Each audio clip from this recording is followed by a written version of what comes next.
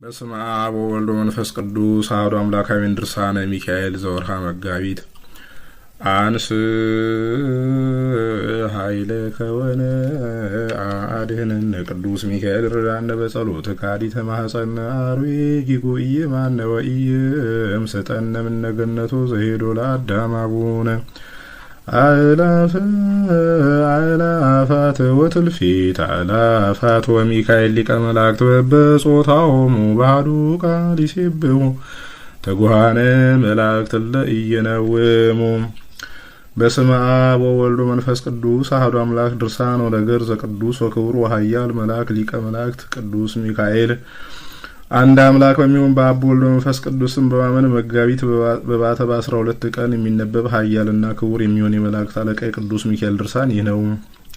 ይህ ድርሳን የአንጾኪያው ሊቀ ጳጳሳት አባ ዮሐንስ የመላእክት አለቃ ስለሚሆን ስለ ቅዱስ ሚካኤል ክብርና ገናንነት ሰውንም ስለመውደዱ ንዕድ ክብርት ስለምትሆን ስለ ሰንበትም የደረሰው ነው። በዚች ዓመት የሚካኤል በዓል ከሰንበት ጋር አብሮ ውሎ ነበርና። ዳግመኛም እንግዳ ስለሚሆን ስለ ማቴዎስ ስለ ሚስቱም ስለ ልጆቹም ተናገረ። እነሱም የመላእክት አለቃ በሚሆን በቅዱስ ሚካኤል ጸሎትና ልመና መጋቢት በባተ በ12 ቀን በዓሉን ያከብሩ ዘንድ የመላእክት አለቃ በሚሆን በቅዱስ ሚካኤል ቤተክርስቲያን በእግዚአብሔር አብ ፍቅር አንድነት ሕዝቡ ተሰብስበው ሳለ በእግዚአብሔር እንዳመኑ ይህ ድርሳን ይናገራል። ልመናውና አማላጅነቱ ይደረግልን፣ አሜን። ምእመናን ወንድሞቼ ሆይ የዚህን በዓል አንድነት የተናገረ ንዑድ ክቡር የሚሆን የዳዊትን የምስጋና ቃል ስሙ። ዛሬም በፍጹም ደስታ ደስ ያለው የእግዚአብሔር መልእክተኛ በአደባባያቸው ይከታተማል፣ የሚፈሩትንም ያድናቸዋል እያለ በከፍታ ቃል አሰምቶ ሲናገር ሰሙ። ወዳጆቼ ሆይ ዛሬ እነዚህ ሁለት በዓላቶች የመላእክት አለቃ የሚሆን የሚካኤል በዓልና የጌታችን የመድኃኒታችን የኢየሱስ ክርስቶስ ንዕድ ክብርት የምትሆን የትንሣኤው መታሰቢያ እሁድ የተባለች ሰንበት ናት። እነሆ ታላቅ ጸጥታ አየሁ፣ የሚያሰነካክለንም ጸብ ክርክር አልነበረም። ነገር ግን እናንተ ሁላችሁ የምነግራችሁ ትምህርቴን ትሰሙ ዘንድ ተዘጋጁ። ይህንን ነገር የምትሰሙ እናንተም አምናችሁ ቀጥሎ ያለውን አድምጡ። 100 ቅንጣት የሚሰጥ አለ፣ 60 ቅንጣት የሚሰጥ አለ፣ 30 ቅንጣት የሚሰጥ አለ። በእውነት ዋጋን የሚሰጥ ከእኛ ሩቅ እንዳልሆነ ታውቁ ዘንድ የሕያው እግዚአብሔር ልጅ ጌታችን መድኃኒታችን ሕይወትን በተመላ አንደበቱ በእኔ ስም አምነው 2 እና 3 ሆነው ከተሰበሰቡበት ከዚያ እኔ በመካከላቸው እገኛለሁ ብሎ ተናግሯልና። እንግዲህ ፈጣሪያችን ከእኛ ጋር ከሆነ ገናና የሚሆን መዘምር ዳዊት በታላቅ ደስታ እግዚአብሔር በአራቱ ማዕዘን ንጉሥ ነው፣ እግዚአብሔር በአሕዛብ ሁሉ ላይ ነግሷልና ነቅታችሁ ተግታችሁ አመስግኑ ያለውን እንቀበል እንመን። ወዳጆቼ ሆይ ዛሬ የመድኃኒታችን የኢየሱስ ክርስቶስ በዓል እንደሆነች ወቁ። ይህችውም ክርስቲያን የሚያርፉባት ሰንበት ናት። አስቀድመን እግዚአብሔርን ልናከብረው ልናመሰግነው ይገባናል። ሁልጊዜ ለዘላለሙ ኃያል ክቡር መባል በእውነት ይገባዋልና። ከዚህም በኋላ የመላእክት አለቃ የሚሆን የቅዱስ ሚካኤልን ክብሩን ገናንነቱን እንናገር። በማቴዎስ ወንጌል መልአክ ሴቶችን እናንተስ አትፍሩ፣ የተሰቀለውን ኢየሱስን እንድትሹ አውቃለሁና ከዚህ ግን የለም ተነስቷል ብሎ ለደቀ መዛሙርቱ እንደነገራቸው አልሰማችሁምን? አላቸው። የመልአኩን ፊቱ እንደ መብረቅ የሚያበራ ልብሱም እንደ በረዶ ነጭ ነው። ይኸውም አስቀድማችሁ እንደሰማችሁት በሰማይ ከሚኖሩ ከኃያላን ሰራዊት ወገን የሚሆን የመላእክት አለቃ ቅዱስ ሚካኤል ነው። ወዳጆቼ ሆይ እንግዲህ ዛሬ በዓሉን እናድርግ፣ ጌታችን በመካከላችን ተገኝቷልና። የመላእክት ሰራዊትም ሁሉ የሚካኤልንና የገብርኤልን በዓል ያከብራሉ። ሁልጊዜ ስለ ሰው ልጆች ከእግዚአብሔር ዘንድ ምሕረትን ይለምናሉ። እግዚአብሔርም የሰውን ልጆች ኃጢአታቸውን ይቅር ይላቸዋል። የመላእክት አለቃ የሚሆን ቅዱስ ሚካኤል ከቅዱሳን ወገን አብሮት የሌለ ማን ነው? ከእግዚአብሔር እየታዘዘ የክብርን አክሊል ይቀዳጅ ዘንድ ያላጽናናው ማን ነው? ወዳጆች ሆይ የመላእክት አለቃ የሚሆን ሚካኤል በጎ ስራን ከሚሰሩ ሰዎች በፍጹም ልቡናቸው ወደ እግዚአብሔር ከሚቀርቡ ሰዎች ዘንድ እንዲኖር ያድናቸው ይረዳቸውም ዘንድ ስለ እሳቸው ወደ እግዚአብሔር እንዲለምን ልታውቁ ብትወዱስ በእግዚአብሔር ኃይልና የመላእክት አለቃ በሚሆን በቅዱስ ሚካኤል ጸሎት ስለሚያምኑ ሰዎች የሆነውን ያደረገውን ይህን ታላቅ ታምር ነግራችሁ ዘንድ ስሙ። የቆሎኒያ አውራጃ ሰዎች ወገን የሚሆን ስሙ ቂሶን የሚባል አስቀድሞ እምነት የሌለው ፍጹም ባለጸጋ የሆነ አንድ ሰው ነበረ። እሱም ሩቅ መንገድ መሄድን የሚያዘወትር እግዚአብሔርን የሚያውቅ መሰግልን ጣዖትም ያመልክ ነበር። እንዲህ ሆኖ በስንፍና ሲኖር እግዚአብሔር ሊያድነው በወደደ ጊዜ በመርከብ ተሳፍሮ ሲሄድ ቆሎንያ ወደምትባል ሀገር ደረሰ። የዚያች ሀገር ሰዎች ግን እግዚአብሔርን ያመልኩት ነበር። ከዚያችም ሀገር የደረሰው በህዳር 11 ቀን ነው። በዚያችም ቀን ቀትር በሆነ ጊዜ ይኸው ቂሶን የመላእክት አለቃ በሚሆን በቅዱስ ሚካኤል ቤተክርስቲያን ፊት ለፊት አልፎ ወደ ገበያ ሄደና ነጋዴያን ምእመናን ለቤተክርስቲያን የሚገባውን አለባሳቱን መብራቱን ሲያዘጋጁ አይቶ ፈጽሞ አደነቀ። የሥራቸውንም ፍጻሜ እስኪያይ ድረስ በእግዚአብሔር ፈቃድ በዚያ ቆየ። ከመሸም በኋላ በዚያ ቦታ ተሰብስበው የሰርክ ጸሎት የሚያደርጉትን ሰዎች ተመለከተ። ያማረ የተወደደ የሚሆን ያቀረቡትንም ምስጋና ሁሉ አዳመጠ። ከጣዕመ ዝማሬውም የተነሳ ልቡ ስለተመሰጠ በቅጽረ ቤተ ክርስቲያኑ ተኝቶ አደረ። ዳግመኛ በዚያች ሌሊት ካህናት፣ ሊቃውንት፣ መምህራን የነግህ ጸሎት ይጸልዩ ዘንድ ተሰበሰቡ። ያም ሰው ስላየውና ስለሰማው ምስጋና ሁሉ ፈጽሞ አደነቀ። ዳግመኛም በነጋ ጊዜ ሄዶ በዚያች ሀገር ከሚኖሩ ሰዎች ወገን የሚሆኑ 2 ወንዶች ክርስቲያኖች ጋራ ተገናኘና ወንድሞቼ ሆይ በዚህች ሀገር ውስጥ ብዙ ደስታና ምስጋና ስሰማ ያደርኩ ስለምንድን ነው ብሎ ጠየቃቸው። እነሱም ዛሬ ህዳር 12 ቀን የመላእክት አለቃ የቅዱስ ሚካኤል በዓል ስለሆነ እናከብራለን። እሱ ስለኛ ፈጽሞ ይቅር ይለን ዘንድ ኃጢአታችንንም ያስተሰርይልን ዘንድ ከክፉም ነገር ሁሉ ያድነን ዘንድ እግዚአብሔርን ይለምንልናልና አሉት። ያም ሰው መልሶ ከእሱ ጋር እነጋገር ዘንድ እለምነውም ዘንድ ከክፉ መከራ ሁሉ ያድነን ዘንድ ወዴት አለ አላቸው።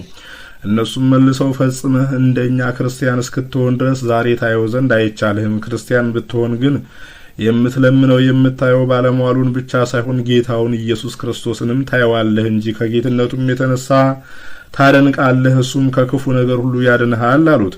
እሱም መልሶ ወንድሞቼ ሆይ ክርስቲያን እንደሆን ከእናንተ ጋር ተወስዱኝ ዘንድ ማልዳችኋለሁ። ሚዛን ወርቅ ሰጣችኋለሁ። ልቡናዬ ከእናንተ ጋር አንድ ሆኖ ወደ ሃይማኖታችሁና አምልኮታችሁ ተመልሷልና አላቸው። እነዚያም ሰዎች አባታችን ጳጳሱ እስኪጸልይልህና በአብ በወልድ በመንፈስ ቅዱስም እስኪያጠምቅህ ሜሮንም እስኪቀባህ ድረስ እንደኛ ክርስቲያን ልትሆን አይቻልህም አሉት። ከዚህ በኋላ ክርስቲያን ትሆናለህ። ነገር ግን አባታችን ጳጳሱ ጸሎቱን እስኪጨርስ ጥቂት ታገስ፣ ወደሱ እንወስድህና እንደኛ ክርስቲያን ትሆናለህ አሉት። እሱም እንደነገሩት ሁሉ ያን ቀን ታግሶ አለ። በነጋውም ወደ እነሱ ዘንድ መጥቶ እናንተ ደጋግ የምትሆኑ ወንድሞቼ ሆይ ወደ እናንተ መጥቻለሁና ተቀበሉኝ። የነገራችሁኝ እሱ እግዚአብሔር ለሁለታችሁም ዋጋችሁን ይሰጣችሁ ዘንድ አላቸው። እነዚያም ምእመናን ያን ሰው ወደ ጳጳሱ ወሰዱት። ጳጳሱም ያን ሰው አንተ ከወዴት ሀገር ነህ? ከዚህስ በምን ምክንያት መጥተሃል? አለው። እሱም መልሶ ቆሎንያ ከምትባል ሀገር አውራጃ የመጣሁ ሰው ነኝ አለው። ጳጳሱም እንደኛ ክርስቲያን ትሆን ዘንድ ልብህ ይወዳልን? አለው። ያም እንግዳ ሰው አዎን አባቴ፣ በዚህች ሀገር ባየሁትና በሰማሁት ሁሉ ልቤ በጣም ተደስቷል። ስለዚህ ክርስቲያን ሆን ዘንድ እወዳለሁ አለው። ጳጳሱም ከአማልክት ወገን በማን ታመልክ ነበር? አለው። ያም ሰው መልሶ እኔ በፀሐይ አመልክ ነበር አለው። ጳጳሱም ፀሐይ በገባ ጊዜ በምድር ላይ ጨለማ መከራ ያገኝሃል፣ ይረዳህ ዘንድ ወዴት ታገኘዋለህ? አለው።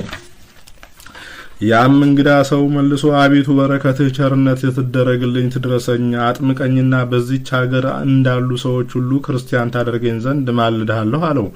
ጳጳሱም በሀገርህ ሚስት ልጆች አሉህን ብሎ ቢጠይቀው እሱም አዎን አሉኝ አለ። ጳጳሱም ስለዚህ ነገር ዛሬ ልናጠምቅህ አንችልም፣ ወደ ቤተሰቦች በሄድክ ጊዜ እንዳትክዱ እርስ በርሳችሁም እንዳትለያዩ የተቀበልከውን ጥምቀትህን ሃይማኖትህን እንዳታፈርሱ ክህደት አስቀድሞ በሴት ተደርጓልና፣ ነገር ግን ልቦናዋ ቢወድ አብራችሁኑና ክርስቲያን አድርጋችኋለሁ አለው። ያም እንግዳ ሰው በኤጲስቆጶሱ ዘንድ ይህን ነገር በሰማ ጊዜ ፈጽሞ ደስ አለው። ያን ጊዜውን ከኤጲስቆጶሱ ዘንድ ቡራኬ ተቀብሎ ወደ ሀገሩ ይሄድ ዘንድ ተዘጋጅቶ ወጣ። እነሆ የበጎ ነገር ጠላት የሆነ ሰይጣን የዚያን ሰው ልቦና ወደ እግዚአብሔር እንደተመለሰ አውቆ ቀናበት። በጉዞ ላይ ሳለ ከባህር መካከል በደረሰ ጊዜ ኃይለኛ አውሎ ነፋስ አስነስቶ ማዕበሉን ከመርከቡ በላይ ከፍ ብሎ እንዲወጣና ከዳር ዳር እንዲደርስ አደረገው።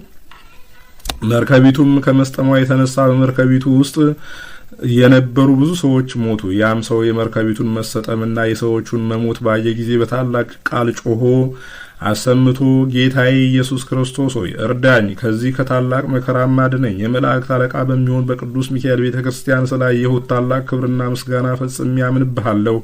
እኔም በቤቴ ያሉ ሰዎችም ሁሉ ከኔ ጋር ይመጣሉ፣ እስከ ዕለተ ሞታችንም ድረስ ክርስቲያን ሆነን እንኖራለን ብሎ ተማጸነ። ያን ጊዜ አይዞህ፣ አትፍራ፣ አትደንግጽ፣ የሚያገኝህ ነገር የለም፣ ክፉ ነገር ወደ አንተ አይቀርብም የሚል ቃል ከሰማይ መጣ። በዚህም ጊዜ ማዕበሉ ከላይ እስከታች ጸጥ አለ፣ መርከቡም ተስተካክሎ ቀንቶ ሄደ። እሱም በእግዚአብሔር ትእዛዝ አንዳችም ክፉ ነገር ሳያገኘው ሀገሩ ደረሰ። ከቤቱም በገባ ጊዜ ደስ አለው። ያን ጊዜ ስለ እሱ በመርከብ ውስጥ የተደረገውን ተአምራት ሁሉ ለወገኖቹ ቆሎንያ በምትባል ሀገር ያየውንም ሁሉ ለቤተሰቡ ነገራቸው። ከዚያም እኛ የምናመልከው ይህ ፀሐይ ከቶ አምላክ አይደለም፣ ነገር ግን ሕያው ባህሪ በሚሆን የእግዚአብሔር የባህሪ ልጁ ኃያል አምላክ በሚሆን ኢየሱስ ክርስቶስን ማምለክ ይገባናል። ይኸውም ሁሉም ከሱ የተገኘ የሰማይና የምድር ፈጣሪ ነው አላቸው። የመላእክት አለቃ የቅዱስ ሚካኤልንም ክብሩን ገናንነቱን በነገራቸው ጊዜ ታላቁ ልጁ ፈጽሞ አደነቀ። ከዚያም ሚስቱ ወዳለችበት ሄዶ እንዲህ አላት፣ ብትሰሚኝ ተነሺ፣ ከኔ ጋር እንሂድ፣ ተጠምቀን ክርስቲያን በመሆን ለክርስቶስ እንገዛ ዘንድ ፈጽሞ ሁለት ልብ አትሁኝ፣ አትጠራጠሪ። ልቡናሽ ባይወድ ግን አላዝሽም፣ አላስገድድሽም። እነሆ 12 ሚዛን ወርቅና ብር የተረፈ አለኝ፣ እሰጥሻለሁ። አንቺም በአምልኮትሽ ኑሪ፣ እኔ ግን ኃጢአቴ የሚሰረይበት ጥምቀትን እቀበል ዘንድ እሄዳለሁ አላት። ሚስቱም በጎ ምክር መከርከኝ፣ ነገርህም ያማረ የተወደደ ነው። ጌታዬ አንተ የምትሄድበት መንገድ ሁሉ በእውነት ያማረ የተወደደ ነው። እኔም ከአንተ ጋር እሄዳለሁ፣ አንተ የምትሞተውንም ሞት እኔም ከአንተ ጋር እሞታለሁ አለችው። ሁሉም እርስ በርሳቸው በዚህ ተስማምተው ለመሄድ በመርከብ ተሳፈሩ። እግዚአብሔርም በቸርነቱና በረድኤቱ መርቶ ቆሎንያ ወደምትባል ሀገር አደረሳቸው። ከዚያም በደረሱ ጊዜ አስቀድሞ ወዳገኛቸው 2 ሰዎች ዘንድ ሄደው ሰላምታ ከሰጧቸው በኋላ ክርስቲያን የሆኑ ዘንድ እንደመጡ ነገሯቸው። እነዚያም ሰዎች ከአክብረው ተቀብለው ወደ ጳጳሱ ወሰዷቸውና ያ አስቀድሞ የመጣ ሰው እነሆ ከሚስቱ ከልጆቹና ከቤተሰቦቹም ጋር ክርስቲያን ይሆን ዘንድ መጥተዋል አሉት። ጳጳሱም የነፍሳቸውን ደህንነት ስላገኙ በጣም ደስ አለው። ወደ ጳጳሱም በቀረቡ ጊዜ በእውነት ክርስቲያን ልትሆኑ ትወዳላችሁን? አላቸው። እነሱም መልሰው በትህትና ቃል አባታችን ሆይ ክብርት በምትሆን ጸሎትህ የእግዚአብሔር ፈቃዱ ቢሆን አዎን እንወዳለን አሉት። ያን ጊዜ ጳጳሱ የመላእክት አለቃ በሚሆን በቅዱስ ሚካኤል ቤተክርስቲያን ሥርዓተ ጥምቀቱን ካዘጋጀ በኋላ ያን ሰው ሚስቱንና ልጆቹን ቤተሰቦቹንም የሃይማኖት ትምህርት አስተምሮ አንድ አምላክ በሚሆን በአብ በወልድ በመንፈስ ቅዱስ ስም አጠመቃቸው። የዚያ ሰው የቀደመ ስሙ ቂሶን ይባል ነበርና ስሙን ለውጦ ማቴዎስ አለው። ሚስቱንም ሄራኒ አላት። 4ቱንም ልጆቹን በጥምቀት ስም ሰየማቸው። ታላቁን የመጀመሪያውን ዮሐንስ፣ ሁለተኛውንም እስጢፋኖስ፣ ሶስተኛውንም ዮሴፍ፣ 4ተኛውንም ዳንኤል ብሎ ሰየማቸው። ከዚህ በኋላ መስዋዕት አዘጋጅቶ ቁርባን ሰርቶ የጌታችን የኢየሱስ ክርስቶስ ቅዱስ ሥጋውን ክቡር ደሙን አቀበላቸው፣ አቆረባቸው። ከተጠመቁም በኋላ የቀናች የጸናች ሃይማኖትን እያስተማራቸው ከጳጳሱ ዘንድ 1 ወር ተቀመጡ። ማቴዎስም የተባለ ያ እንግዳ ሰው ከደስታው ብዛት የተነሳ ያለውን ሁሉ ወርቅና ብር ነፍሱ በምትድን ገንዘብ ስለዳነች የመላእክት አለቃ ለሚሆን ለቅዱስ ሚካኤል ቤተክርስቲያን ሰጠ። ከዚህ በኋላ ሁሉም ከጳጳሱ ቡራኬ ተቀብለው ወደ ሀገራቸው ተመልሰው ሄዱ። የሀገሩ ታላላቅ ሹማምንትና ባላባቶችን በታላቅ ክብር ሸኟቸው። የመላእክት አለቃ ቅዱስ ሚካኤል እየመራቸው በእግዚአብሔር ፈቃድ ወደ ሀገራቸው ተመልሰው ከገቡም በኋላ ለዘመዶቻቸው ታላቅ በዓል አደረጉ። የዕለት ጉርስ፣ የዓመት ልብስ ለሌላቸው፣ ለነዳያን፣ ለምስኪናን፣ ለባልቴቶች፣ ድሀ አደጎችም ለሆኑ ልጆች ቤት የሚሰራ ዘር የሚዘራ ባል ለሌላቸው ሴቶችም ሕዝቡ ፈጽመው እስኪያልቁ ድረስ ምጽዋትን መጸወቱ። ስማቸውም በሰው ሁሉ ዘንድ ያማረ የተወደደ የጣፈጠ ሆነ። የበጎ ስራቸውም ዝና በየሀገሩ ሁሉ ተሰማ።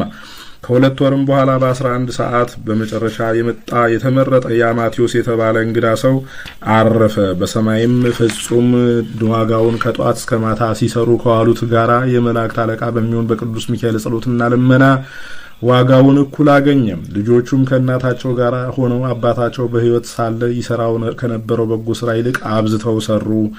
ዲያብሎስና ሰራዊቱ ግን እነዚህን ቅዱሳን የሚሰሩትን ቸርነትና በጎ ስራ ባዩ ጊዜ ለክፋት አልታገሱም። በጠላትነት ተነስተው ሀገረ ገዢዎችን አስነስተው ታላቅ ጥል ያጣሏቸው ጀመሩ። በእነሱ ላይ በጠላትነት አስነሱባቸው። በግፍ ገንዘባቸውን አዘረፏቸው፣ ሀብታቸውን በዘበዟቸው።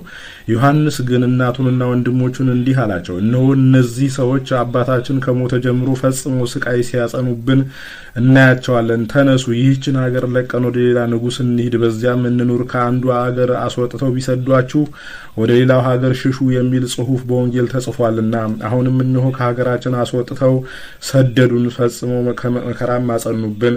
ዳሩ ግን የእግዚአብሔር ፈቃዱ ይሁንልን አላቸው። ከዚህም በኋላ ሰው ሳያያቸው በስውር ተነስተው ገንዘባቸውን ይዘው ወደ ሌላ ንጉሥ ሄዱ። በዚያም ሲኖሩ የመላእክት አለቃ የቅዱስ ሚካኤል ጌታ ረዳት ሁነን እያሉ ቀድሞ ያደርጉት ከነበረው አብልጠው መመጽወት ጀመሩ። ሰይጣን ግን አልታገሰም። ንዑዳን ክቡራን የሚሆኑ እነዚህን ሰዎች በሃይማኖት ጸንተው በጎ ስራ ሲሰሩ ምጽዋት ሲመጸውቱ ባያቸው ጊዜ ታወከ እንጂ የመላእክት አለቃ ቅዱስ ሚካኤል እንዲያሳፍረው አላወቀምና እንዳንበሳ ያገሳ ያናፋ ጀመር። ከጥቂት ቀን በኋላ ሀገር የሚጠብቁ ዘበኞች ሴሎም ወደሚባል ባለጸጋ ቤት ሄደው ቤቱን ሰብረው ብዙ ገንዘብ ወሰዱበት። ባለጸጋውም ሄዶ ያችን ሀገር ለሚገዛ ለሀገረ ገዢው አቤት ብሎ ነገረው። አገረ ገዢውም ፈልጓቸው ብሎ አዘዘና ወታደሮቹ አገር ጠባቆቹን ያዟቸው። ስለዚህ የዚያን ባለጸጋ ገንዘብ ያሳዩአቸው ዘንድ ደብድበው አሰሯቸው። እነሆ ያ ሰይጣን በሽማግሌ ሰው ተመስሎ የሴሎምን ገንዘብ የሰረቀውን ሰው እኔ ያውቀዋለሁ እያለ ሀገር ለሀገር ይዞር ጀመር። በዚህ ዘመን የመጡ እነዚህ 4 ስደተኞች ጎልማሶች ከቤቱ ገብተው ገንዘቡን እንደሰረቁ አይቻቸዋለሁ። ከሀገራቸውም ሳሉ ስራቸው ይህ እንደነበረ እኔ ፈጽሜ ያውቃለሁ። ሀገራቸውም በነበሩ ጊዜም ስለዚህ ነገር ከሀገራቸው አስወጥተው ሰደዷቸው እያለ ጮኸ። የሀገሩም ሰዎች ይህንን በሰሙ ጊዜ ለሹሙ ነገሩት። ያን ጊዜ በሹሙ ትእዛዝ ይዘው በራስ ጸጉራቸው እየጎተቱ ያለ ርኅራኄ ከሹሙ ዘንድ አደረሷቸው። እናታቸውም በኋላቸው እየሄደች እያለቀሰች ልጆቼ ሆይ አይዟችሁ፣ አትደንግጡ፣ እግዚአብሔር ሊያድናችሁ ይችላል። የምታምኑበት የመላእክት አለቃ የቅዱስ ሚካኤል ጸሎትም ከክፉ ሁሉ ሊያድናችሁ እንደሚችል አውቃለሁ። በእናንተ ላይ ሐሰት ተናግረውባችኋልና እያለች ታረጋጋቸው ነበር። ይህንንም ስትናገር የእግዚአብሔር ባለሟሎች አትፍሩ፣ እኔ አልተዋችሁም፣ ችላ ልላችሁም፣ ለዘላለም ምን ክፉ አያገኛችሁም። ከክፉ ነገር ሁሉ የምጠብቃችሁ እኔ ሚካኤል ነኝና አሁንም ከሹሙ ፊት ቁሙ የሚል ቃል እነሆ ከሰማይ መጣ።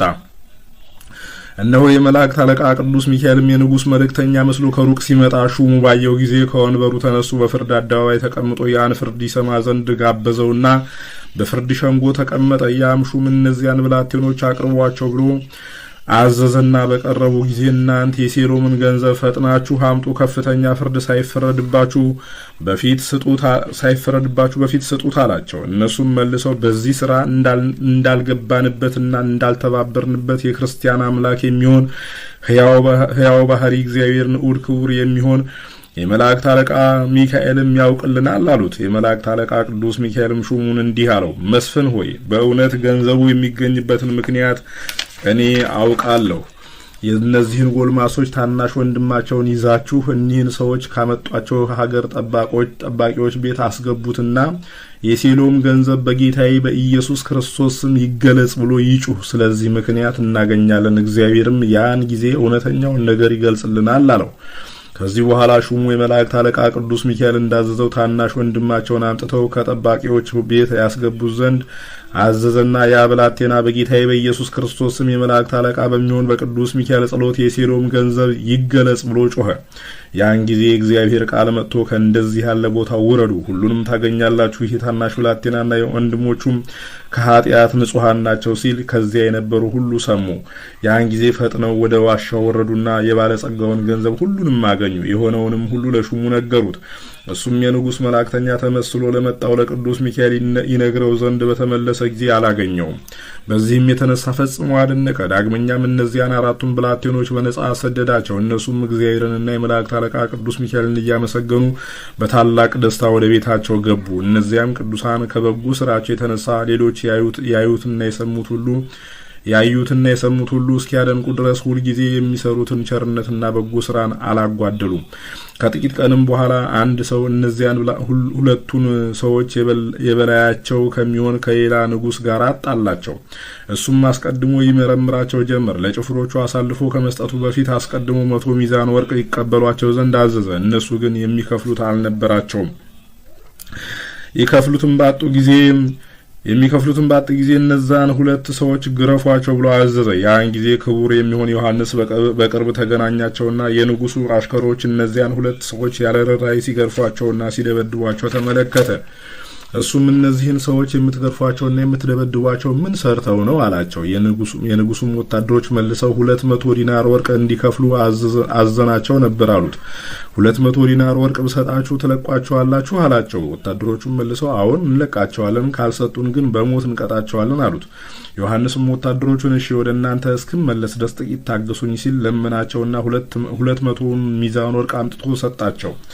በእነሱ ላይ ለሰለጠኑ እሊያም 4 ወታደሮች ለእያንዳንዳቸው አንዳንድ ሚዛን ወርቅ ሰጣቸውና ሁለቱን ጎልማሳዎች ፈተው ሰደዷቸው። ዳግመኛም ያ የበጎ ስራ ጠላት የሆነ ሰይጣን አልታገሰም። ነገር ግን ቅናት፣ ምቀኝነት በተነሳበት ጊዜ በእነዚያ ቅዱሳን ላይ ልዩ ልዩ ምክንያት እየፈጠረ ስለ በጎ ስራቸው ፍጹም መከራ አመጣባቸው እንጂ። ከዚህም በኋላ እነሆ እንነግራችኋለን። በዚያች ሀገር ማታ ማታ ወዳጆቹን ለራት ግብዣ የሚጠራቸው አንድ ሰው ነበር። የዚያም ሰው ቤቱ በእነዚህ ቅዱሳን ቤት ፊት ለፊት ነበር። ከበሉና ከጠጡ በኋላ ከእነሱ አንዱ ወደ ቤቱ ይሄድ ዘንድ ተነሳ። በሀገር ጥግም ሲሄድ ጊንጥ ነደፈውና በመርዙ ጠንቅ ሞተ። ከሰውም ወገን የሆነውን ያወቀ የለም ነበር። የሀገር ሹማምንት እየዞሩ ሲፈልጉ ያ ሰው ሞቶ አገኙትና ወደ አደባባይ ወስደው ሰውነቱን ሁሉ መረመሩት። ነገር ግን ምን እንደገደለው አላወቁም። በነጋም ጊዜ ጭፍሮች ሊቀብሩት ሄዱ። እነሆ ያ ሰይጣን በሰው ተመስሎ በአደባባይ እየዞረ ከሰው ወገን የዚህን ሰው አሟሟቱን ከቶ ያወቀ የለምን? እኔ ግን የገደለውን አውቃለሁ። ይህ ነገር ከሌሎች ሰዎች የተደረገ አይደለም፣ የባዕድ ልጆች የሚሆኑ እነዚህ 4 ሰዎች ናቸው እንጂ።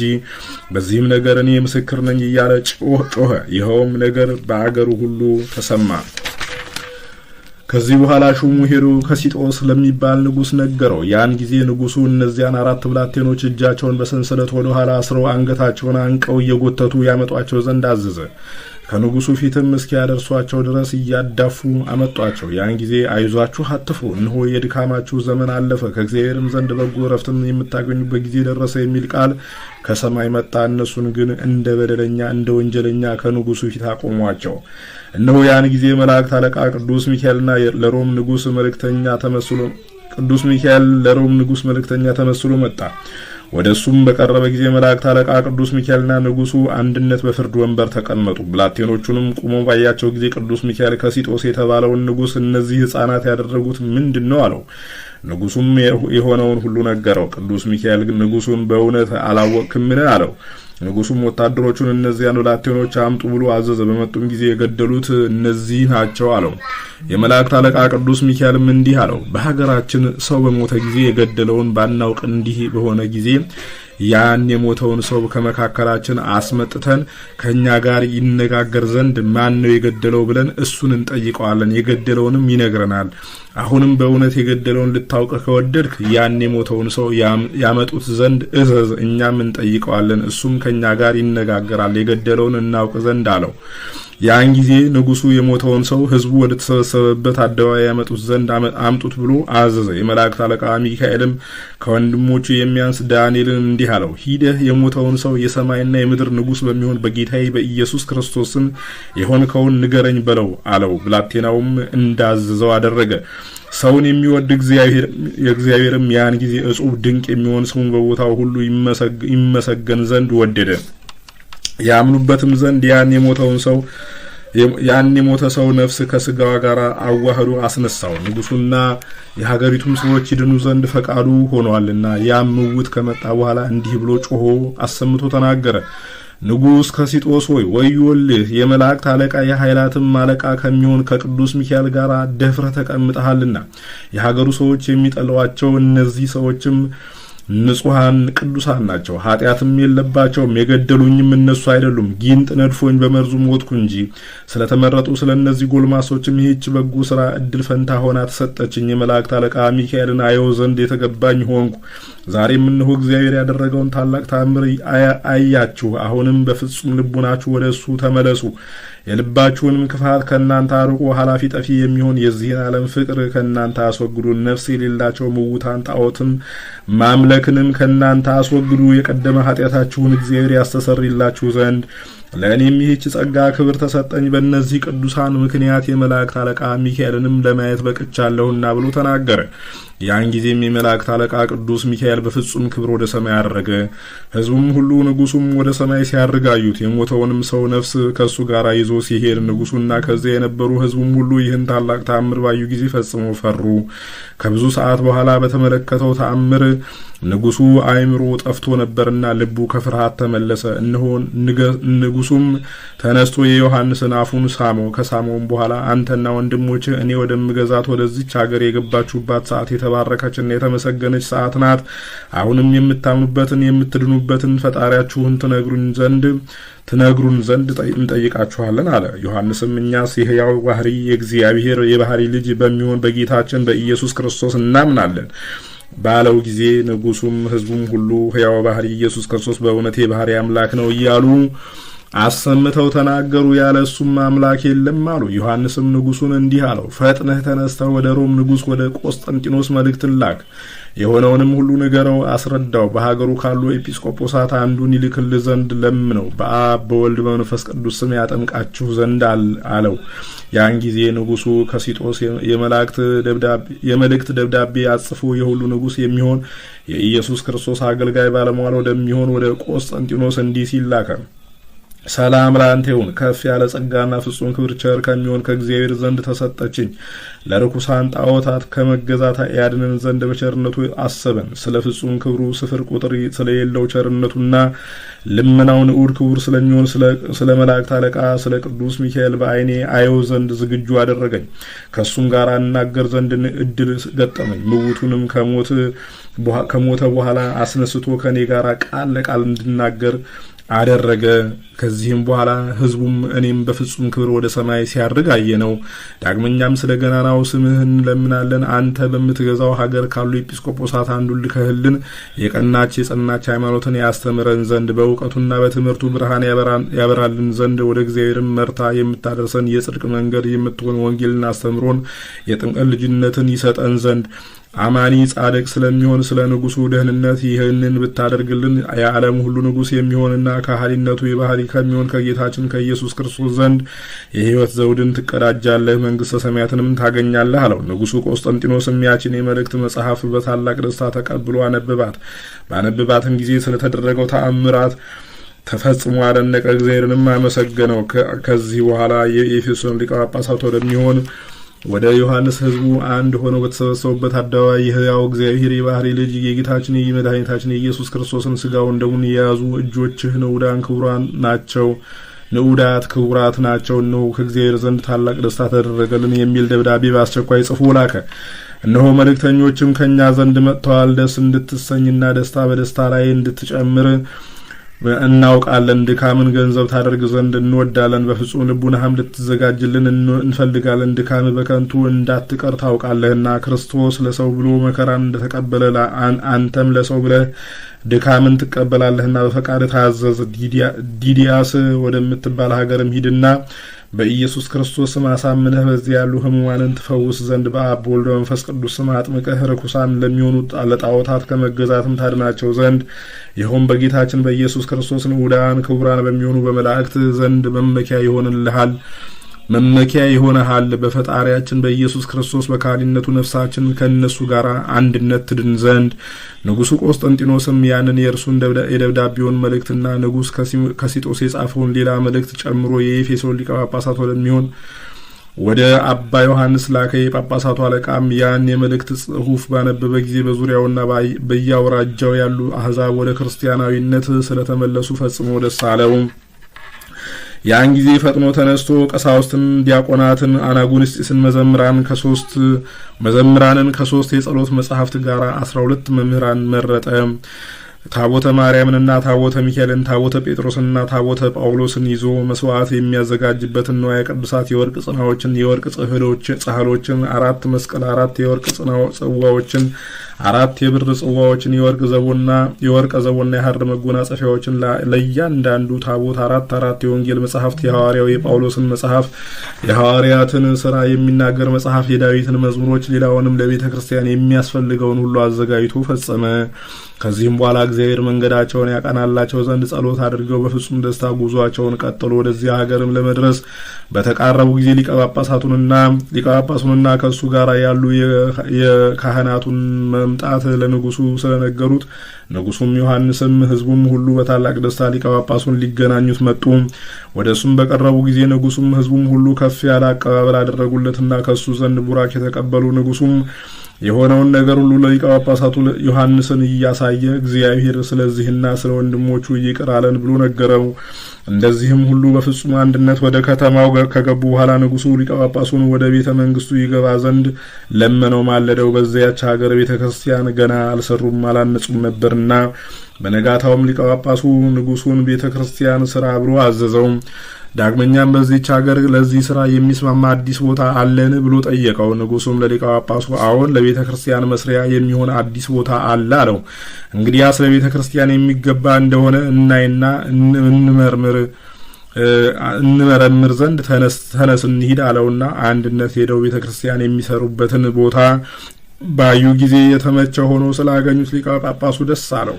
ንጉሱም ቤተ ክርስቲያን እንሰራ ዘንድ አዋጅ ንገሩ ብሎ አዘዘና አዋጅ ነጋሪ በሀገር ሁሉ ዙሮ አዋጅ ነገረ። ህዝቡም ሁሉ ድሃውም ባለጸጋውም ቀኝ አዝማቹም ቢትወደዱም ተሰበሰቡ። ንጉሱም ከጌታችን ከኢየሱስ ክርስቶስ በረከትን ያገኝ ዘንድ እንደ ህዝቡ በእጁ ጭቃና ኖራ ደንጊያ እያቀበለ የስራው ተካፋይ ሆነ። በእግዚአብሔር ፈቃድ በ44 ቀን ሰርቶ ስለፈጸመ ሊቀ ጳጳሱ በስጋዋም በህሊናዋም ድንግል በምትሆን አምላክን በወለደች ብርሃን ዘበአማን የሚባል የጌታችን የኢየሱስ ክርስቶስ እናቱ ንዕድ ክብርት በሆነች በእመቤታችን ስም ያችን ቤተ ክርስቲያን ሰየማት፣ አከበራት፣ ባረካት።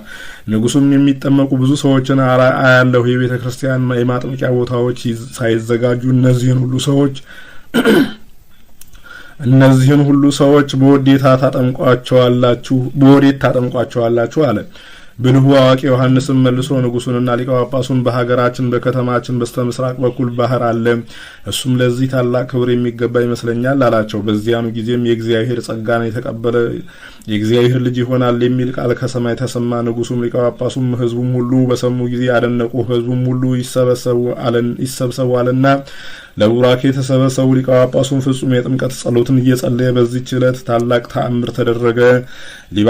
ሊባርካቸውን በቀረበ ጊዜ ህዝቡ ሁሉ ከሊቀ ጳጳሳቱ ጋር ይደሉ የሚል ድምጽ ከሰማይ ሰሙ። የጥምቀቱንም ጸሎት ከፈጸመ በኋላ ወደ ማጥመቂያ ውረዱ ብሎ አዘዛቸው። ያን ጊዜ ሁሉም በአብ በወልድ በመንፈስ ቅዱስ ስም እንጠመቃለን እያሉ በመጮህ ወደ ባህሩ እየዘለሉ ገቡ። ንጉሱና ህዝቡም ሁሉ ከተጠመቁ በኋላ ሊቀ ጳጳሱ ወደ ቤተ ክርስቲያን ገብቶ ዮሐንስን ኤጲስቆጶስነት ሾመው። 3ቱን ወንድሞቹንም አንዱን ቄስ 2ቱን ደግሞ ዲያቆናት አድርጎ ሾማቸው። ለንጉሱም ስሙ አጋራስ የሚባል ልጅ ነበረውና ለእሱም የዲቁና ማዕረግ ስለሰጠው ህዝቡ ሁሉ ደስ አላቸው።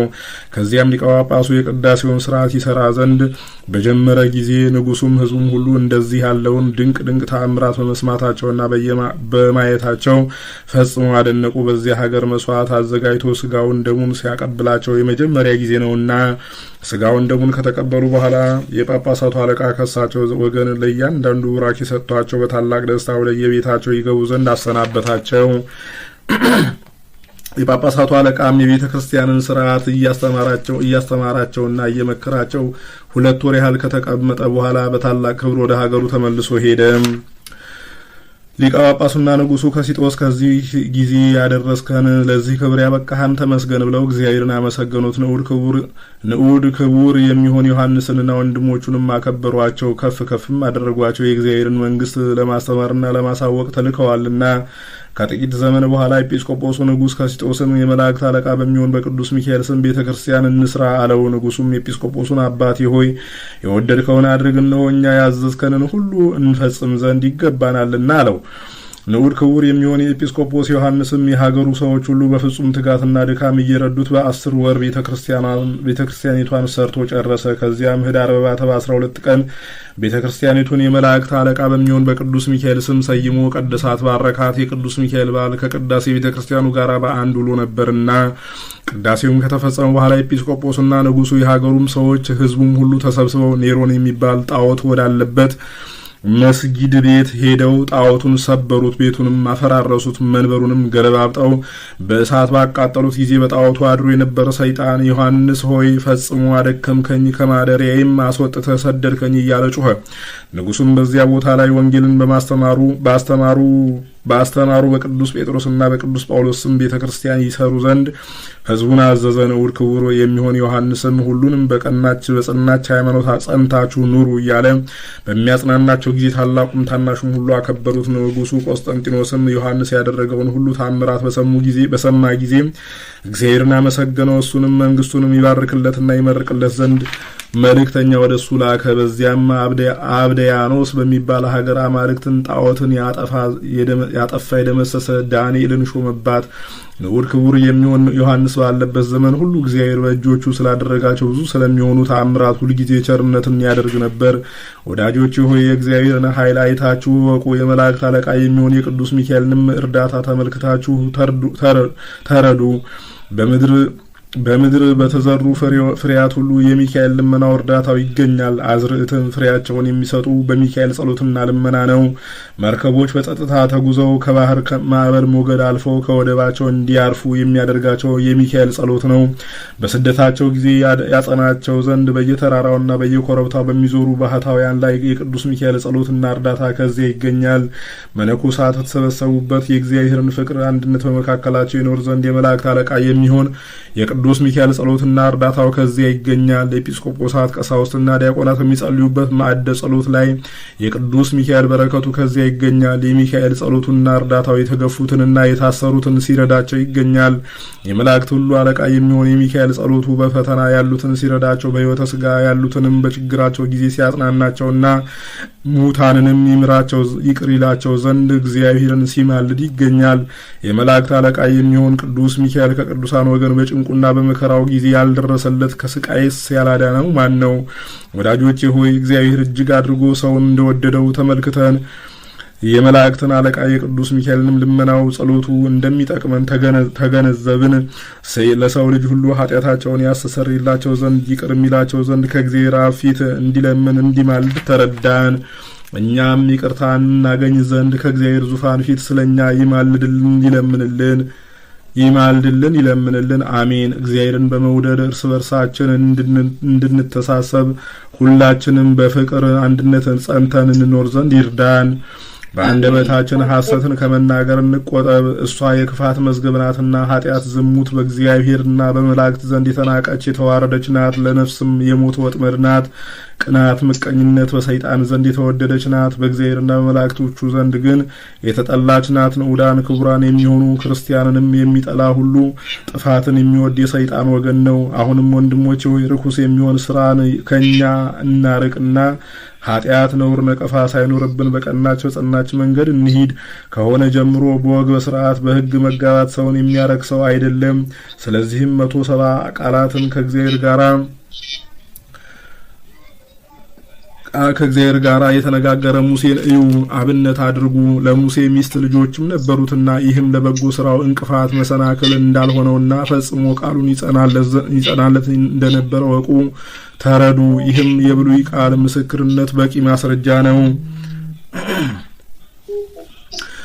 ይህም ለበጎ ነገሩን እንፈጽም ዘንድ ዛሬ የመላእክት አለቃ የሚሆን የቅዱስ ሚካኤል የበዓሉን መታሰቢያ ስናደርግ እንገኛለን። ይህ በዓል ነዳያን ምስኪናን ተርበው ተጠምተው ሳለ ችላ በማለት ብቻውን ደስ ተሰኝቶ እየበላ እየጠጣ የሚያከብረውን አይፈቅድምና፣ ይህ በዓል ድሃ ከደጅ ወድቆ በውርጭና በብርድ ሲሰቃይ የክብር ልብስ ለብሶ የሚያከብረውን ባለጸጋ አይፈልግም። ይህ በዓል ድሃ ራቁቱን ከደጅ ከውርጭ ላይ ተኝቶ ሳለ በቢላ ቤቶች በቪላ ቤቶች ውስጥ ተድላ ደስታ በማድረግ የሚያከብረውን ሰው አይፈልግም። ይህ በዓል ድሃ በእስር ቤት ሲጉላላ በመብል በመጠጥ እየተደሰተ የሚያከብረውን አይሻም። ይህ በዓል ድሃ ታሞ የሚጎበኘው የሚጠይቀው አጥቶ ሳለ ማን ድሃውን ችላ ይለው ዘንድ አይወድም። እኒህንም ትእዛዛት የሚናገሩ በወንጌል ተጽፈው ይገኛሉ። ዛሬም ወንድሞች ሆይ በቅን ልቡና ሆነን የመላእክት አለቃ ሚካኤልን እንለምነው በቃል ኪዳኑ ከእግዚአብሔር ጸጋ ክብርን ያስገኝልን ዘንድ እንዲሁም እግዚአብሔር በቸርነቱ በሰው ልቦና ያልታሰበውን ይሰጠን ዘንድ ዳግመኛም የመላእክት አለቃ በሚሆን በቅዱስ ሚካኤል ጸሎትና ንዕድ ክብርት በምትሆን በጌታችን በኢየሱስ ክርስቶስ እናት በነፍስ በስጋ ድንግል በሆነች በእመቤታችን ማርያም ልመናና ጸሎት ዓለም ሁሉ ጸንቶ እንዲኖር እነግራችኋለሁ። አሁንም ይህ በዓል በሚገባ ክብር እናክብረው። ይህን ክብር ለመፈጸም ጊዜው እንደቀረበ እንደደረሰው አውቀን ተረድተናልና ክብር ምስጋና የሚገባው ጌታችን መድኃኒታችን ኢየሱስ ክርስቶስንም እናመሰግነዋለን። ክብር፣ ጌትነት፣ ገናንነት፣ ስልጣን፣ ልዕልና፣ ሰጊድ ሁልጊዜ ለአብ ለወልድ ለመንፈስ ቅዱስ ከእርሱ ጋር በባህሪ በህልውና ለሚተካከል ማይ ለሚሆን ለመንፈስ ቅዱስም በእውነት ለዘላለሙ ይገባል፣ አሜን። ይህንን መጽሐፍ የጻፈውን ያጻፈውን ያነበበውን የተረጎመውን እግዚአብሔር አንድ አድርጎ መንግስተ ሰማያት ይማረን ይቅር ይበለን። በፍርድና መከራ ቀንም የመላእክት አለቃ በሚሆን በቅዱስ ሚካኤል ክንፈ ረድኤት እግዚአብሔር ከመከራ ሁሉ ይሰውረን። ፍጹም ልመናው በረከቱና አማላጅነቱ የጸሎቱም እርዳታ ለዘላለሙ ከኛ ጋር ይኑር፣ አሜን። ተአምሪሁ ለመልአክ ክቡር ሚካኤል ሊቀ መላእክት የመላእክት አለቃ የሚሆን የአብ የምክሩ አበጋዝ ነጸብራቀ እሳት ከአፉ የሚወጣ ያማረ የጣፈጠ ድምፀ ቃና ከአንደበቱ የሚሰማ ድንቅ የሚሆን ልመናው ምልጃው በጨለማ ከሚሄድ ልዩ ወገን ከቀትር ጋኔን በስውር ከሚሮጥ ከሚወረወር ከሚሰነዘር ከሰይጣን ተንኮል ሁሉ ለዘላለሙ ይህን መጽሐፍ የሰማ ነው ሁላችንንም ይሰውረን። ይልቁንም እዚህ የተሰበሰብነው ህዝበ ክርስቲያን ሁላችንን ለዘላለሙ ይጠብቀንና ንዑድ ክቡር የሚሆን የመላእክት አለቃ ቅዱስ ሚካኤል ያደረገው ተአምር ይህ ነው። በአንዲት ሀገር ቅዱስ ሚካኤልን የምትወድ ገንዘቧ እጅግ የበዛ በገንዘብ የከበረች አንዲት ባለጸጋ ሴት እንደነበረች ተነገረ። በየወሩ በታላቅ ደስታ ዝክሩን ትዘክር ነበር። በመትጋትም ለነዳያን ለምስኪናን በጎ ስራ ትሰራ ነበር። በቅዱስ ሚካኤል ስም የተራቡትን በማብላት የተጠሙትን በማጠጣት የታረዙትን በማልበስ ያዘኑትንም በማረጋጋትና ይህን ሁሉ በመሰለው በጎ ተግባር በመስራት ትኖር ነበር። በሃይማኖት ጸንታ ይህንን ስታደርግ ሳለች ታላቅ ደዌ የሚሆን ቁስለ ስጋ ይዟት መላ አካሏ ሁሉ አበጠና ተነፋ። መነሳት ተሳናት። ሰውነቷ በሙሉ በእሳት እንደተቃጠለ ሆነ። መድኃኒት ወደሚያውቁ መልእክት ላከችና ያን ጊዜ ፈጥነው ወደሷ እንደደረሱ ደዌዋን ሁሉ ነገረቻቸው። በሽታዋንም በደንብ ተከታትለው ያድኗት ዘንድ እነሱ ከጠየቋት በላይ ብዙ ገንዘብ ሰጠቻቸውና እጅግም ተማጸነቻቸው። ነገር ግን በሽታዋ እየጸናባት ከመሄዱ በቀር ሊያድናት የተቻለው የለም። ይልቁንም እየባሰባት ሄደ። ያድኗት ዘንድ ለባለ መድኃኒቶች ገንዘቧን ሰጥታ ከጨረሰች በኋላ ጤና እንዳላገኘች ባወቀችና በተረዳች ጊዜ ሕያው ባህሪ ወደሚሆን ወደ ልዑል እግዚአብሔር ለመነች። ዓይኖቿንም ወደ ሰማይ አቅንታ የመላእክት አለቃ ይቅርታና የምህረት መልእክተኛ የምትሆን ጌታዬ ቅዱስ ሚካኤል ሆይ ከዚህ ጽኑ ደዌ ታድነኝ ዘንድ እለምንሃለሁ። ለቤተ ክርስቲያንህም 12 ወቄት ወርቅ ሰጣለሁ። በየወሩም በ12 ቀን ዝክርህን አደርጋለሁ እያለች ታላቅ ቃል እየጮኸች ተማጸነች። ከዚህም በኋላ ዘመዶቿንና ቤተሰቦቿን አስጠርታ የመላእክት አለቃ የሚሆን የቅዱስ ሚካኤልን ስዕል አምጡልኝ፣ ወደ እግዚአብሔር ለምንበት ማጸንበት ዘንድ አለቻቸውና ያን ጊዜ በሰሌዳ የተሳለ የቅዱስ ሚካኤልን ስዕል አመጡላት። ያን ጊዜ ፈጥና ተነስታ በቁርጥ ሐሳብ የቅዱስ ሚካኤልን ጸሎት አምና ተቀብላ አቀፈችው፣ ሳመችው። እየሰገደችም የመላእክት አለቃ ሚካኤል ሆይ እርዳኝ፣ ከዚህ ጽኑ ደዌ ፈጽመህ አድነኝ። ዓለሙን ሁሉ እንደ እንቁላል እንደ ጽና በመሃል እጁ በያዘ በእግዚአብሔር ፊት የምትቆም ስለ አዳም ልጆችም የምትለምን የምትማልድ አንተ ነህና የኔን የገረድህን ኃጢአትም እግዚአብሔር ይቅር ይለኝ ዘንድ ከዚህም ጽኑ ደዌ ያድነኝ ዘንድ የምትለምን የምትማልድ አንተ ነህና የመላእክት አለቃ ሚካኤል ሆይ ከዚህ ደዌ ፈጽመህ ብታድነኝ የይቅርታህና የምህረትህ ነጠብጣብም ቢያርፍብኝ በፍጹም ልመናህ በፍጹም ምልጃህ እኔ ገረድህ የዳንኩም ብሆን ዝክርህን አላስታጉልም እያለች ፍጹም መሪር በሆነ ልቅሶ እንባዋን አብዝታ በማፍሰስ ይህንን ተናገረች። ከዚህ በኋላ ወደ ስዕል ቤቷ አስገባችውና በቅዱስ ሚካኤል ስዕል ፊት መብራት አብርታ እየተማጸነች ሳለች እንቅልፍ መጣባትና ከቅዱስ ሚካኤል ስዕል በታች ተኛች። በዚያ በዚያች ሌሊት በጽኑ ደዌ ተይዛ ስትጨነቅ ሳለ እነሆ የይቅርታ መልእክተኛ የመላእክት አለቃ ቅዱስ ሚካኤል ተገልጾ ታያት። እሷም ወዳለችበት ቤት በገባ ጊዜ ብርሃኑ ቤቱን ስለመላው ልክ እንደ ቀን ፀሐይ ሆነ። ከራሷ በኩል ቆሞ ደረቷን ጎኗን በዳበሳት ጊዜ ከእንቅልፏ ነቅታ ተነሳች። ባየችውም ጊዜ ደንግጣ እንደ ሞተ ሰው ሆነች። ሴቲቱ በጣም ደክማ ነበርና ከዚህ አስቀድሞም ራእይ ተገልጾላትም አያውቅም ነበርና እሱ ግን እጁን ዘርግቶ አነሳት። ፍርሃቷንም አስወግዶላት ዳሰሳትና ማለዳ ተነስተሽ በመብራቱ ቀንዲል ያለውን ዘይት ወስደሽ መላ አካልሽን ተቀቢውና በጥሩ ውሃ ተጠመቂ፣ ጥቂትም ውሃ ጨምረሽ ፈጥነሽ ጠጪው፣ ከዚህ ደዌሽ ፈጽመሽ ትድኛለሽ አላት። ነገር ግን አስቀድመሽ አደርጋለሁ ብለሽ የተሳልሽውን ብጽዓትሽን እንዳትዘነጊ በማለት አስጠነቀቃት። በነጋም ጊዜ ከእንቅልፏ ነቃችና ተነስታ የእግዚአብሔር መልአክ ቅዱስ ሚካኤል እንዳዘዛት ስላደረገች እንደ ውሃ ነጠብጣብ ወይም እዥ የሚመስል ፈሳሽ ነገር ከሰውነቷ ስለወጣ ያን ጊዜውን ፈጥና ዳነች። ከዚህም በኋላ እሰጣለሁ ብላ የተሳለችውን 12 ወቄት ወርቅ ለቤተ ክርስቲያን ሰጠች። ከዚያን ጊዜ ጀምራ ባለ ዘመኗ ሁሉ የመላእክት አለቃ የሚሆን የቅዱስ ሚካኤልን ዝክር ማድረግ አላጓደለችም። በየወሩም በዓሉን ከማክበር አላቋረጠችም። በታላቅ ቃል እግዚአብሔርን ከዚህ ያደረስከኝ ከደዌ የፈወስከኝ ብላ በፍጹም ልቡና እያመሰገነች የመላእክት አለቃ የቅዱስ ሚካኤልንም ገናና የሚሆን ተአምራቱን እየነገረች የመላእክት አለቃ በሚሆን በቅዱስ ሚካኤል ጸሎትና ልመና አርፋ መንግስተ ሰማያት እስክትገባ ድረስ በበጎ ስራ እንደጸናች ኖረች። እኛንም በጸሎቱ በልመና ያመን የጥምቀት ልጆች ሁላችንንም ያድነን፣ አደራም ይቀበለን። የበደል ዋዕይ እንዳያጠወልገን በክንፈ ረድኤቱ በክንፈ ጥላው ይሰውረን። ገሃነመ እሳትም እንዳያቃጥለን በጸሎቱ ጋሻ ይከልለን። የጠላት ፍላጻ ወይም ጦር እንዳይወጋን በቸርነቱ ይጠብቀን። ሞታ ኃጢአት እንዳያገኘን ከደዌ ስጋችን ከደዌ ነፍሳችን ያድነን። በየቀኑ በየሰዓቱ ይጎብኘን። ዘመን ያመጣው ሐዘን እንዳያሳዝነን። በዓሉን ለማክበር የተሰበሰብን ሁላችንንም ከመፍገምገም ከመውደቅ ይደግፈን። ይልቁንም ሁላችንን እዚህ የተሰበሰብነው ሕዝበ ክርስቲያን ለዘላለም ይደግፈን። አሜን። በእውነት ያለ ሐሰት ይሁን ይደረግልን።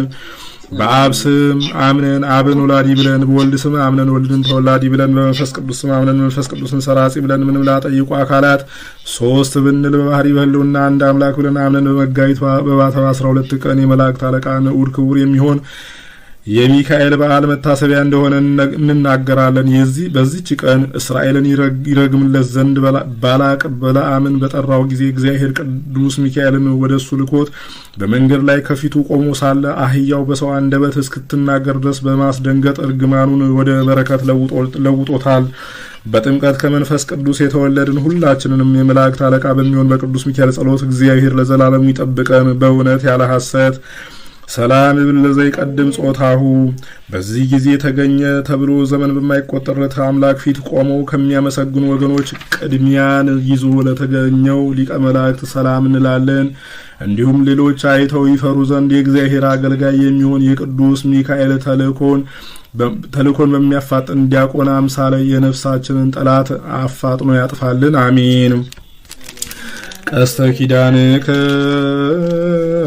ጽኑ ዘይባልህም መከራ እስመ መክቦሙ አንተ ለትጓነ ሰማያራ ቅዱስ ሚካኤል ድምፀ ስብሐት ከመንዚራ ሰደነ በአክናፊከ ውስተ ኤዶማዊት ደብተራ ሀበሃለው ኤልያስ ወእዝራኦ ሚካኤል መተንብል ካህን አርያም ትሰመ ቢጸ ሱራፊል ዘምርው ሳርው ሶዘም ልዑል ጊዜ ጸዋኩ ከቅረበኒ በምህረት ወሳል ሰአለነ ሚካኤል መላከ ምክሩ ለልዑል ሊቀ መላእክት ቅዱስ ሚካኤል ወኛ ባጎደልን ውዳሴህን ምስጋናህን ሞልተህ ተቀበልልን። ከአምላካችን ከልዑል እግዚአብሔር አማልደህ አስምረን። ኃይል አጋንንትን አርቅልን። ማህበራችንን ባርክልን፣ ጠብቅልን። ቤተሰቦቻችንን ጠብቅልን። ይህን ክፉ በሽታ ከኛ አርቅልን። የታመሙትን ፈውስልን። ኃይል አጋንንትን አርቅልን። በቃል ኪዳን ከመከራ ስጋ ከመከራ ነፍስ ሰውረን። ሀገራችንን ጠብቅልን። አቤቱ አምላካችን ቅዱስ እግዚአብሔር ሆይ የሊቀ መላእክት የቅዱስ ሚካኤል በረከቱን ረድኤቱን ጣዕመ ፍቅሩን አሳድርብን። ከመከራ ስጋ ከመከራ ነፍስ ሰውረን። በቸርነት ጠብቀ ለመንግስት የበቃን አድርገን። አቤቱ አምላካችን ሆይ መዋዕለ ጾሙን በሰላም አስፈጽመን ለብርሃነ ትንሣኤ በሰላም በጤና አድርሰን። ቅዱሳን መላእክትን በጽርሐ አርያም፣ ጻድቃንን በገዳም፣ ሰማዕታትን በደም፣ ነቢያትና ሐዋርያትን በአጽናፈ ዓለም ያጸናህ አምላክ እኛንን በምግባር በሃይማኖት አጽናን። የጠፉትንም በቸርነት መልስልን። በዳግም ምጽአት በመጣ ጊዜ እናንተ የአባቴ ብሩካን ዓለም ሳይፈጠር የተዘጋጀላችሁን መንግስቱ ረስ ከምትላቸው ጻድቃን ቅዱሳን ጋር አትደምረን ዘንድ በቸርነት ለመንግስት የበቃን ታደርገን ዘንድ አሁንም ቅዱሱን ገናናውን ስምህን በእኛ በኃጥአን ባሮች አንደበት አንተ እንዳስተማርከን እንዲሁ ማለት እንጠራሃለን። አባታችን ሆይ በሰማያት የምትኖር ስምህ ይቀደስ፣ መንግስትህም ትምጣ፣ ፈቃድህ በሰማይ እንደሆነች እንዲሁም በምድር ትሁን። የዕለት እንጀራችንን ስጠን ዛሬ፣ በደላችንን ይቅር በለን እኛም የበደሉንን ይቅር እንደምንል። አቤቱ ወደ ፈተናም አታግባን ከክፉ ሁሉ አድነን እንጂ መንግስት ያንተ ናትና፣ ኃይል፣ ክብር፣ ምስጋና ለዘላለሙ አሜን። እመቤታችን ቅድስት ድንግል ማርያም ሆይ በመልአኩ በቅዱስ ገብርኤል ሰላምታ ሰላም እንልሻለን። በሐሳብሽ ድንግል ነሽ፣ በስጋሽም ድንግል ነሽ። አሸናፊ እግዚአብሔር እናት ሆይ ሰላምታ ላንቺ ይገባሻል። ከሴቶች ሁሉ ተለይተሽ አንቺ የተባረክሽ ነሽ፣ የማኅፀንሽም ፍሬ የተባረከ ነው። ጸጋን የተመላሽ ድንግል ሆይ ደስ ይበልሽ፣ ልዑል እግዚአብሔር ከአንቺ ጋር ነውና ከተወደደው ልጅሽ ከጌታችን ከመድኃኒታችን ከኢየሱስ ክርስቶስ ዘንድ ይቅርታና ምሕረትን ለምኝልን ኃጢአታችንን የሚያስተሰርይልን ዘንድ ለዘላለሙ አሜን። ክብር ምስጋና ይሁን አንድ አምላክ ለሚሆን ለአብ ለወልድ ለመንፈስ ቅዱስ ዛሬም ዘወትርም ለዘላለሙ አሜን።